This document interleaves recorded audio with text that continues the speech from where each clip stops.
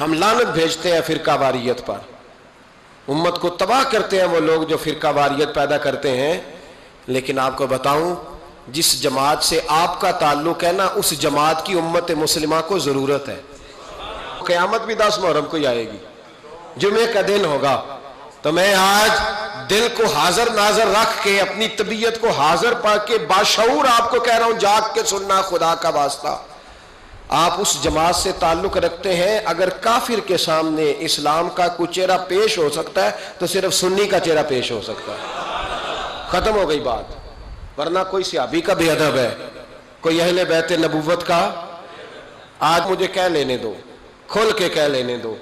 لوگ دلیلیں دیتے پھرتے ہیں، کہتے ہیں جی ایک وہ پینٹ کوٹ والا مولوی ہے، اس نے اینک بھی لگائی ہے، داڑھی بھی رکھی ہے، پینٹ کوٹ بھی پہنتا ہے، اس نے جی 1500 بندہ ایک دن مسلمان کر دیا، ایک دن 1000 مسلمان کر دیا۔ پر پتہ ہے وہ بدبخت کہتا کیا ہے؟ وہ کہتا ہے امیر المومنین یزید رضی اللہ تعالیٰ عنہ، میں کیا کروں اس کے 1500 مسلمان کو یا 2000 اس کے کلمہ، اور وہ جی بڑی دلیلیں دیتا ہے، وہ دلیلیں سنبھال کے رکھے، وہ دلیلیں جو جی بڑے لوگ اس کے ساتھ ہوتے ہیں۔ تو کربلا کے موقع پر زیادہ لوگ یزید کے ساتھ تھے، زیادہ لوگ، ہم کثرت کے قائل نہیں، ہم حق کے قائل ہیں۔ ہم چھوڑ دو بات، دلائل کی طرف آؤ۔ عجیب تماشا ہے، اور ایک مولوی صاحب اس کی حمایت کر رہے تھے، کہتے نہیں بندہ ٹھیک ہے، وہ بھول گیا تھا، اصل میں قصور عبید اللہ ابن زیاد کا تھا، اصل میں غلطی عمر بن سعد کی تھی، تو یزید کو زیادہ الزام نہیں دینا چاہیے۔ میں نے کہا بڑی تمہاری قریبی رشتہ داری ہے یزید کے ساتھ، تو اللہ سے دعا کیوں نہیں مانگتے کہ تمہارا حشر یزید کے ساتھ کرے؟ مانگنی چاہیے نا دعا۔ کیا خیال ہے آپ کا؟ ہم الحمدللہ جمعے والے دن مسجد میں بیٹھ کے دعا کرتے ہیں، یا اللہ ہمارا حشر امام حسین کے غلاموں میں کرنا، تو بھی کرنا، جرت کر، جرت ہماری جرت دیکھ، ہم یہ نہیں کہتے ان کے ساتھ کر، ہم کہتے ہیں یا اللہ ہمارا حشر ان کے، ہماری جرت دیکھو، ہم ان کے غلاموں میں، قدموں میں، نوکروں میں بیٹھنے کو وہ دعا مانگ رہے ہیں، یا اللہ ہمارا ان کے غلاموں میں، غلاموں کے، تو بھی جرت کر دلیری، کر جرت، کہ یا اللہ میرا حشر یزید کے ساتھ کر دلیری، اگر اتنا ہی اچھا تھا تو۔ بے شرمو، اتنا ظلم نہ کرو، اتنی زیادتی، اتنا ظلم نہ کرو، یہ ظلم ہے۔ امام حسین جمعے والے دن خطبہ پڑھنے لگے، جمعے سے پہلے امام حسین نے خطبہ پڑھا، اور آپ نے ایک جملہ کہا جو ہمیشہ یاد رکھا جائے گا۔ آپ نے فرمایا یزید کو جا کے بتا دو کہ مجھ جیسا تجھ جیسے کی بیعت نہیں کر سکتا۔ او کیا فکرہ ہے امام علی مقام کا۔ فرمانے لگے مجھ جیسا تجھ جیسے کی بیعت، اور آپ فرمانے لگے بتاؤ اس وقت پوری دنیا میں کوئی نبی کا نواسہ موجود ہے میرے سوا؟ حضرت آدم سے لے کر مصطفیٰ کریم تک اس وقت پوری دنیا میں کوئی نبی کا نواسہ ہے؟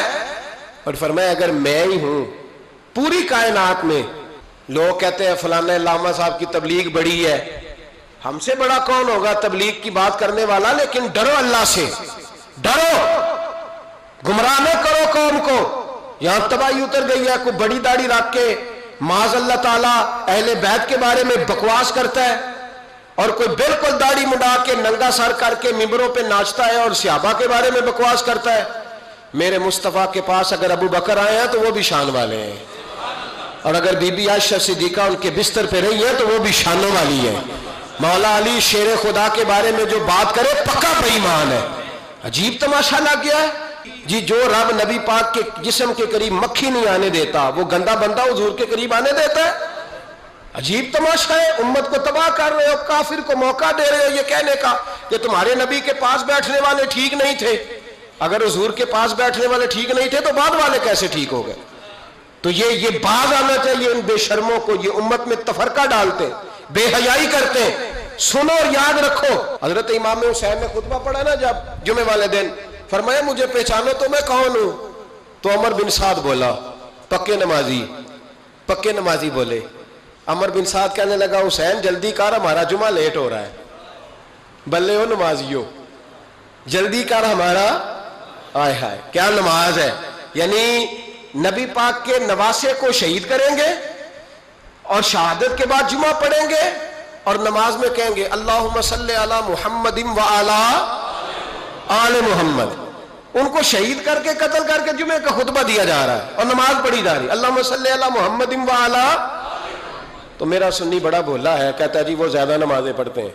تو زیادہ نمازیں تو عمر بن سعد بھی پڑھتا تھا. تو بھولا او خدا کے. دیکھیں نا, جتنی نماز کی اخلاق کی بات شاید میں کرتا ہوں, آپ کو جماعت میں کم لوگ ملیں گے, لیکن یاد رکھنا نماز عقیدہ نہیں, روزہ عقیدہ نہیں.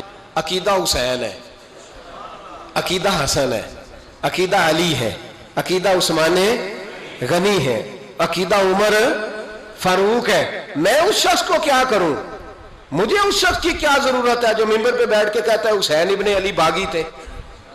وہ شخص, اس کی نماز روزہ حج زکات دیکھا جائے گا. آؤ قرآن مجید سورہ شورا آیت نمبر 23, گھر جا کے قرآن مجید کھولو, یہ والی آیتیں بھی پڑھا کرو, یہ والی بھی کھولا کرو. صحابہ جمع ہو کے نبی پاک کے پاس آئے, عرض کی یا رسول اللہ صلی اللہ علیہ وسلم, آپ کے خرچے زیادہ ہیں, آمدن کا ذریعہ کوئی نہیں. جس طرح آج لوگ ہر پیر صاحب سے نہیں پوچھ رہے, علامہ صاحب سے, کہ آپ کام کوئی نہیں کرتے, کپڑے پھر بھی سفید پہنتے ہیں, کیا ذرائع آمدن ہے, پھر بھی آپ گاڑی میں گھومتے ہیں. ہمارا تو پروگرام تھا مولوی بھوکا مر جائے, پر اس کے پاس آتے ہیں تو یہ تازی چائے پلاتا ہے. کیا مطلب, کس طرح کا رویہ ہے؟ صحابہ کے بار وہ یہ نہیں سوچتے تھے آتے کہاں, وہ کہتے تھے آگے بڑھ کے حصہ ڈالیں. وہ سارے آگے بڑھے, کہا یا رسول اللہ صلی اللہ علیہ وسلم اخراجات زیادہ ہیں, ذرائع آمدن بظاہر کوئی نہیں. نذرانوں پہ اعتراض نہ کیا کرو, نذرانہ دینا نبی پاک کی سنت ہے, نذرانہ قبول کر لینا نبی پاک کی, بولو, حضور کی سنت ہے. تو صحابہ جمع ہو کے آئے, ایک جگہ پہ میٹنگ کی, کہا تھوڑے سے پیسے ہر مہینے پیش کریں گے. تو حضور سے بات کون کرے گا پیسوں کی؟ کہا ہم نے نہیں کرنی, نبی پاک کے چچا جناب عباس کریں گے. حضرت عباس رضی اللہ تعالیٰ عنہ کے ذمے لگایا گیا. جناب عباس آئے, حضرت عباس رضی اللہ تعالیٰ عنہ پیسے لے کے آئے, اور سیانے بندے تھے, انہوں نے بڑی سمجھداری والی, عقل مندی والی بات چھیڑی. یہ نہیں کہا کہ حضور ہم یہ نذرانہ دیں گے. کہنے لگے یا رسول اللہ ہمیں پتہ ہے آپ کی مذہبی مصروفیت اتنی ہے کہ آپ کو ٹائم نہیں ملتا کاروبار کرنے کا. اگر آپ کام کریں گے تو پھر آپ کس طرح کر کے دین کا کام ہو سکے گا. اور یا رسول اللہ آپ نے جو ہمارے لیے کیا ہے اس کا ہم بدلہ نہیں دے سکتے, ایک حرف کا بدلہ نہیں دے سکتے. حضور یہ تھوڑا سا نذرانہ ہر مہینے لایا کریں گے, قبول کر لیں. نبی پاک کے سامنے رکھا ہی تھا کہ اللہ کا قرآن بول پڑا, کا کل لا اسألکم علیہ اجرا, محبوب ان سے فرما دو کہ میں نے تمہارے لیے بڑی تکلیف سہی ہے, پر میں تم سے کوئی اجر نہیں مانگتا, تم سے کوئی اجر نہیں مانگتا. ہاں اگر تم نے کچھ کرنا ہے الا المودۃ فی القربى, تو میرے قریبیوں سے پیار کرتے رہنا, میری ختیجہ سے پیار کرنا, میری عائشہ کا ادب کرنا, میرے قریبیوں کا احترام کرنا. یا رسول اللہ ازواج تو گھر میں ہے ہی, قریبی کوئی اور بھی خاص ہے جس کا ادب کرنا ہے؟ تو نبی پاک نے فرمایا ہاں علی, فاطمہ, علی اور فاطمہ کی اولاد. فرمایا ان کا ادب کرتے رہنا, اس کا مطلب یہ ہوگا کہ تم نے میرے ساتھ بڑا ہی اچھا سلوک کیا ہے. کہا ان کا ادب کرنا, جناب علی, سیدہ فاطمہ, اور دونوں کی ان کا ادب کرنا فرائض دین, اہل بیت کا ادب کرنا فرائض